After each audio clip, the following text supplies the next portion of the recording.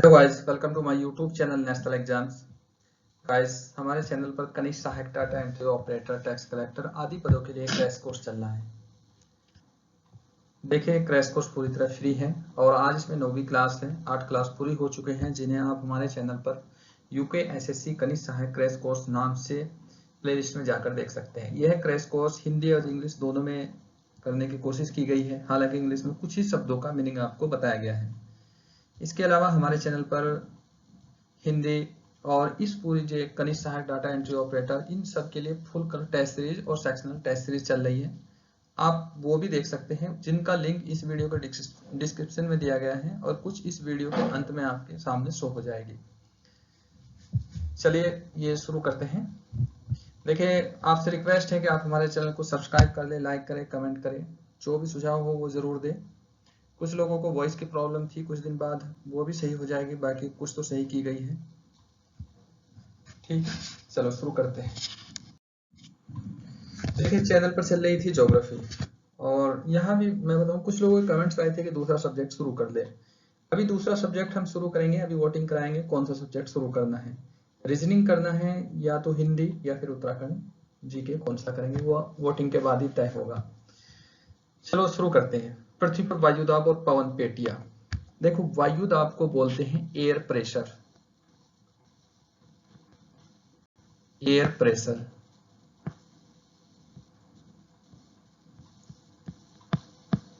ठीक है। पवन पेटियों को बोलते हैं विंड बेल्ट। ठीक, विंड बेल्ट। ठीक है, तो इंग्लिश मीडियम वालों के लिए थोड़ा सा बताना पड़ेगा। अगर इंग्लिश में इस सेंटेंस को एक बार कहोगे, air pressure and wind belt on the earth, इसका मीनिंग ये होगा। ठीक, तो हम यहाँ ये पढ़ेंगे। देखो, क्वेश्चन यहाँ से आते हैं तो इसलिए इसे समझना पड़ेगा। इसे आप, मैं भी इरेज कर रहा हूँ, उतार लेना। देखो, थोड़ा सा पीछे से लिंक करते हैं, इसके बाद देखते हैं। छोटे से कुछ कॉन्सेप्ट बताऊंगा, वो आप लोगों को समझने हैं और फिर आगे बढ़ेंगे हम।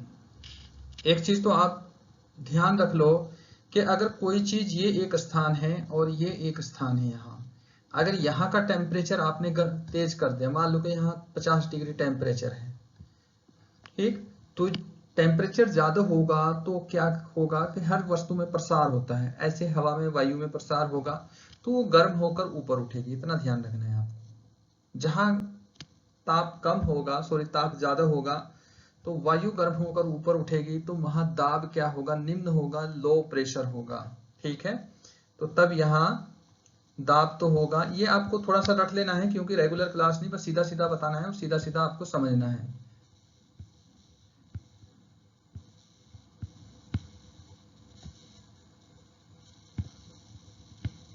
ठीक है, ये रहेगा लो प्रेशर, सॉरी एलपी लिख रहा हूं मैं शॉर्ट में, लो प्रेशर, निम्न दाब।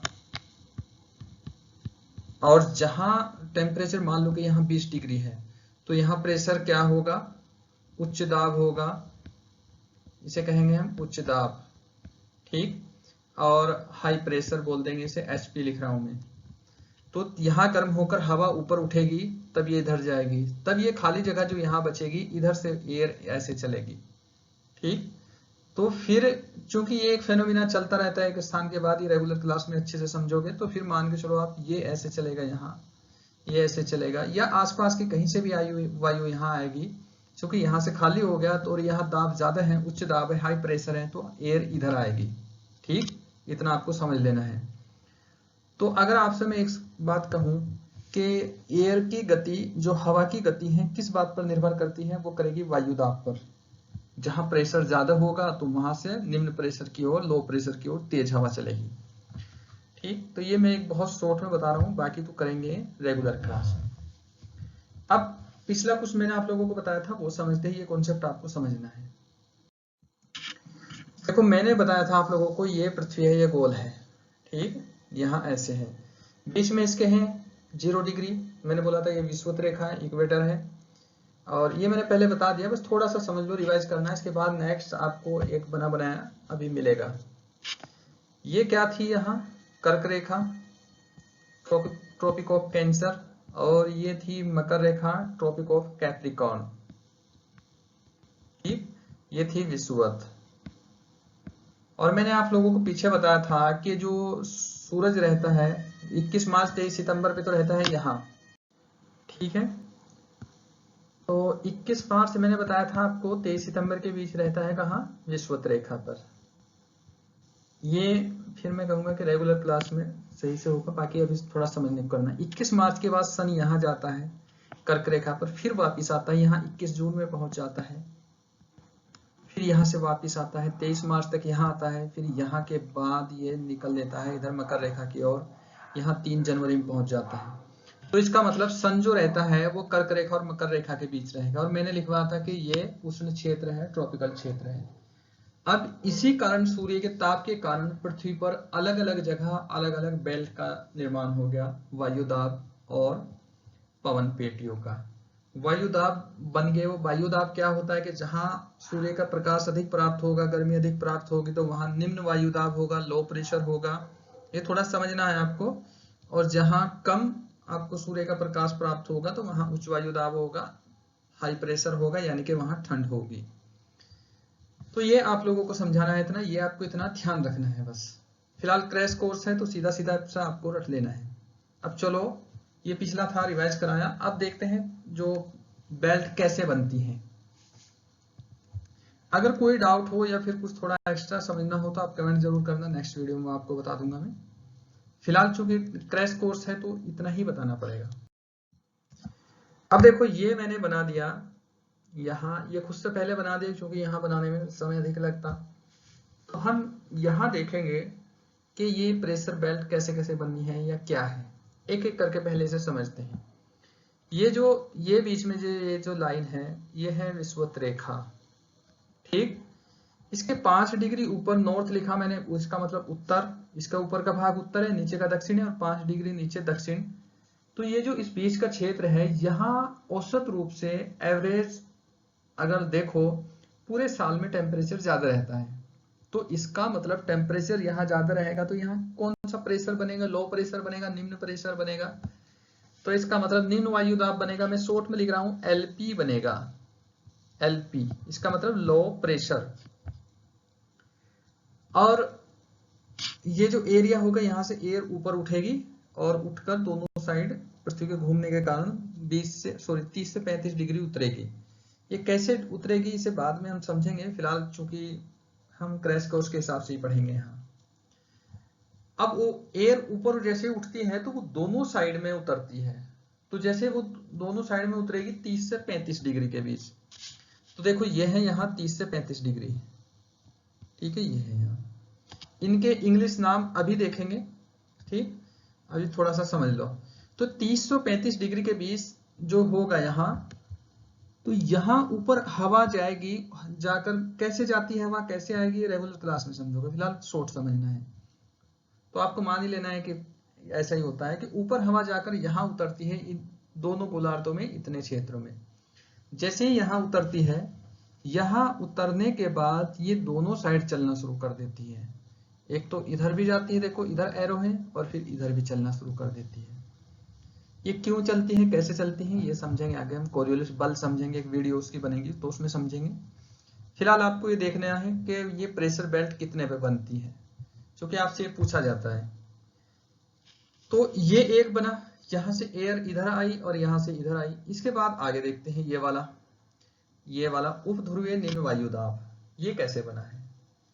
ये भी क्या होता है कि पृथ्वी के घूर्णन के कारण ऊपर से जो एयर आई वो यहाँ, सॉरी, दोनों साइड से जो मिली वो यहाँ मिली, पृथ्वी के घूर्णन के कारण यहाँ बना निम्न वायुदाब, और फिर यहाँ से ऊपर उठी, दोनों साइड उतरी, ठीक। और इधर ऐसे ही ऊपर है, ये उपध्रुवीय निम्न वायु, उच्च वायुदाब क्षेत्र बोलते हैं इसे। देखो ये कैसे बनता है, यहाँ ही ये क्यों बनता है, या फिर ये एयर ऐसे तिरछी क्यों चल रही है, ये एक डिटेल क्लास होगी, मैं अपने चैनल पर वो भी डालूंगा। ये आप बिल्कुल जीरो से कॉन्सेप्ट समझ जाओगे सारा, इसके चलने बिना देखे से बना दोगे, बिना देखे आंसर दे दोगे। फिलहाल आप बस शॉर्ट समझ लो। अब ये जो इनके पहले आप इंग्लिश के नाम देख लो। ये है निम्न वायुदाब क्षेत्र, मैंने बोला है एलपी, जहां लिखा विषुवत रेखा पे, नीचे है विषुवत शांत पेटी।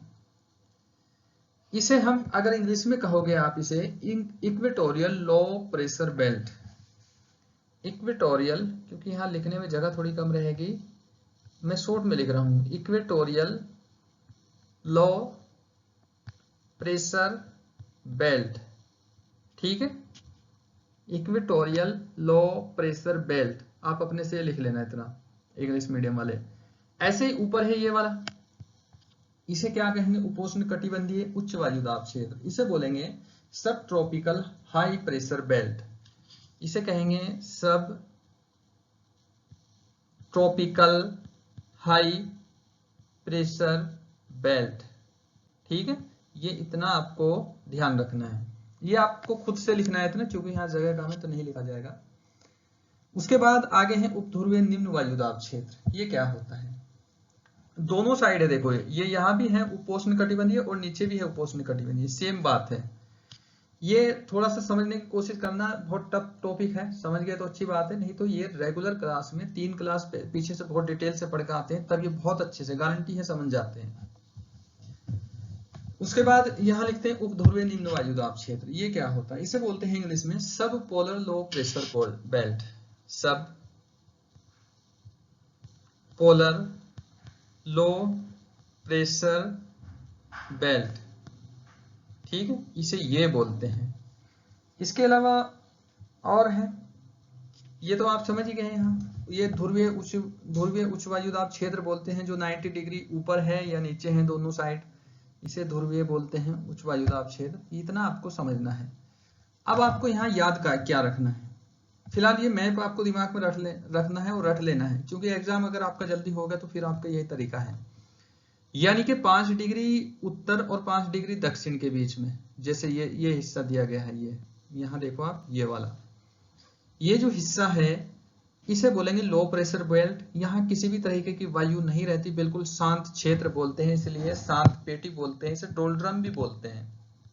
ये कई बार एग्जाम में रिपीट है, शांत पेटी कहाँ पाई जाती है या फिर डोल्ड्रम क्षेत्र कहाँ पाया जाता है, समझ जाओगे। देखो ये 30 से 35 डिग्री दोनों, ये वाला दोनों अक्षांशों पर है। ठीक, उपोष्ण कटिबंधीय उच्च वायुदाब क्षेत्र सब ट्रॉपिकल हाई प्रेशर बेल्ट, यहां रहता है उच्च वायुदाब क्षेत्र, इसे अश्व अक्षांश भी कहते हैं, घोड़ों का अक्षांश भी कहते हैं। इसका अलग कारण है, घोड़ों का अक्षांश क्यों कहते हैं जब बाद में मैं समझाऊंगा। ठीक है, और इसके अलावा ये भी इसे हटाता हूं,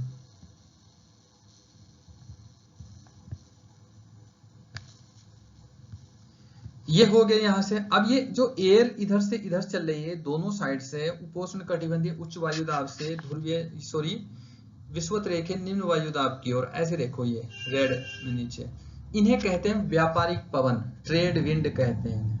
ठीक है, ये व्यापारिक पवन है। क्वेश्चन आता है कि कहां से कहां चलती है, अगर पूछा जाए कहां से कहां चलती है, सीधा बताओगे उपोष्ण कटिबंधीय उच्च वायुदाब क्षेत्र से निम्न विषुवतीय शांत पेटी की ओर या निम्न वायुदाब क्षेत्र की ओर, सीधा बताओगे, मैप आपको याद रखना है। इसके अलावा ये जो ये पवन है, ये वाली देखो ये, ठीक है, तो इनका कलर चेंज कर देता हूं मैं, ग्रीन कर देता हूं इनका। ठीक है,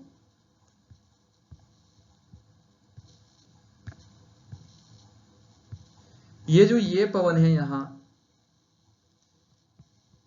इन्हें बोलते हैं पछुआ पवन, इंग्लिश में बोलेंगे वेस्टर्ली। ठीक, इन्हें बोलते हैं पछुआ पवन यानी कि वेस्टर्ली। अब ये किधर से किधर चलती हैं, बिल्कुल आप आंसर यहां से देखकर बताओगे। ये देखो, ये उपोष्ण कटिबंधीय उच्च वायुदाब क्षेत्र से उपध्रुवीय निम्न वायुदाब क्षेत्र की ओर चलती हैं, ऐसे। इंग्लिश में आप वही कर लोगे ना, ट्रांसलेट जैसे मैंने बताया।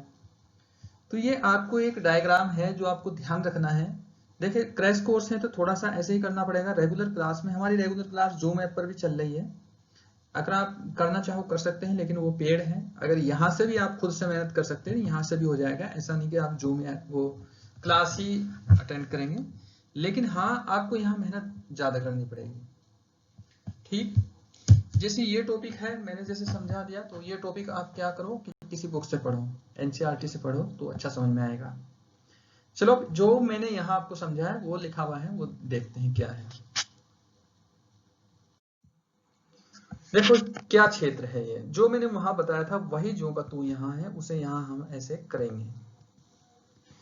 एक पहला है विषुवतीय निम्न वायुदाब क्षेत्र, जो मैंने पीछे बताया था इक्वेटोरियल लो प्रेशर बेल्ट। फिर शॉर्ट में यहाँ लिख रहा हूँ इक्वेटोरियल लो प्रेशर बेल्ट, ये याद रखना है।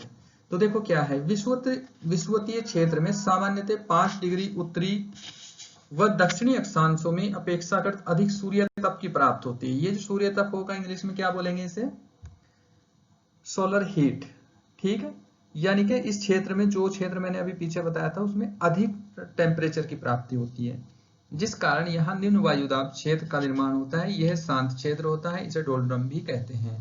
ये क्वेश्चन 3-4 बार रिपीट है, इतना आपको ध्यान रखना। अभी हम क्या पढ़ रहे हैं कि वायुदाब क्षेत्र और पवन पेटियां। इसके बाद आगे हैं उपोष्ण कटिबंधीय उच्च वायुदाब क्षेत्र। देखो ये निम्न वायुदाब क्षेत्र से गर्म होकर, जैसे मैंने समझाया था, इनका एक डायग्राम बनाया जाता है। तो ये रेगुलर क्लास में चूंकि यहाँ बहुत लंबी हो जाएगी तो डायग्राम बनाया जाता है, डायग्राम के अनुसार ये चलती है। तो इसमें देखोगे यहाँ विषुवतीय निम्न वायुदाब क्षेत्र से गर्म होकर ऊपर उठने वाली वायु ठंडी और भारी होती है, ऊपर पहुंचकर पृथ्वी के घूर्णन के कारण उत्तर व दक्षिण दिशा में मुड़ जाती है। 30 डिग्री अक्षांशों तक पहुंचते पहुंचते पूरी तरह नीचे उतर जाती है। ठीक है, ये यहाँ मात्रा छूट गई। इस वायु के भार के कारण 30 से 35 डिग्री के बीच उच्च वायुदाब उत्पन्न होता है। इसे अश्व अक्षांश कहते हैं, हॉर्स लैटिट्यूड बोलते हैं इसे। कई बार एग्जाम में रिपीट है, 5-6 बार। तो इतना रिपीटेशन हुआ है तो आप लोगों को थोड़ा सा इसे याद करना पड़ेगा, ये आपको याद रखना है। अब सब आगे चलते हैं।